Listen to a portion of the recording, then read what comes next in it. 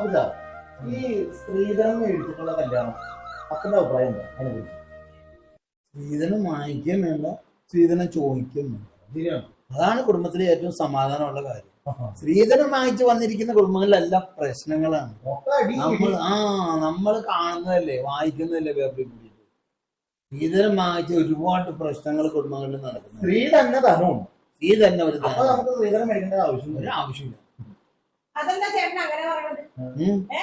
അപ്പൊ എന്റെ വീട്ടിൽ നിന്ന് ഒരു തുക സ്ത്രീധനമായിട്ട് എണ്ണി തന്ന അത് 10-40 വർഷം മുമ്പ് പണ്ട് നടന്നിരുന്ന ഒരു ചടങ്ങാണ്. 40 വർഷം നടന്ന ഒരു ചടങ്ങാണത്. മനസ്സിലായി? സ്ത്രീധനവും ഇപ്പോഴത്തെ സ്ത്രീധനൊക്കെ ഒന്നാണ്. ഏയ് ഇപ്പൊ അങ്ങനെയുള്ള പരിപാടി ഇല്ല.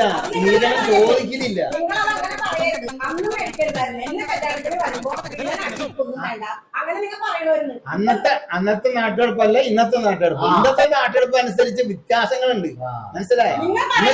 ഇന്നത്തെ പിള്ളേര് സ്ത്രീധനം ചോദിച്ചിട്ടല്ല വാങ്ങാൻ കഴിക്കുന്നത്. ഇപ്പൊ നിങ്ങളുടെ മക്കളുടെ ആവശ്യത്തിന് വേണ്ട വേണ്ടെന്ന് പറയും. അതെന്താ അങ്ങനെ പറയണത്? എന്റെ മക്കളെ അങ്ങനെ മതി.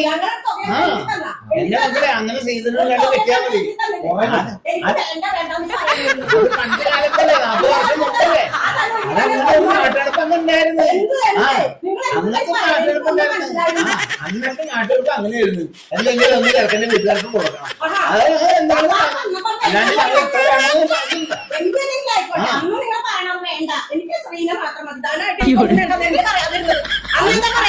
പറഞ്ഞില്ല. അന്നത്തെ നാട്ടുകാർക്ക് അതായിരുന്നു.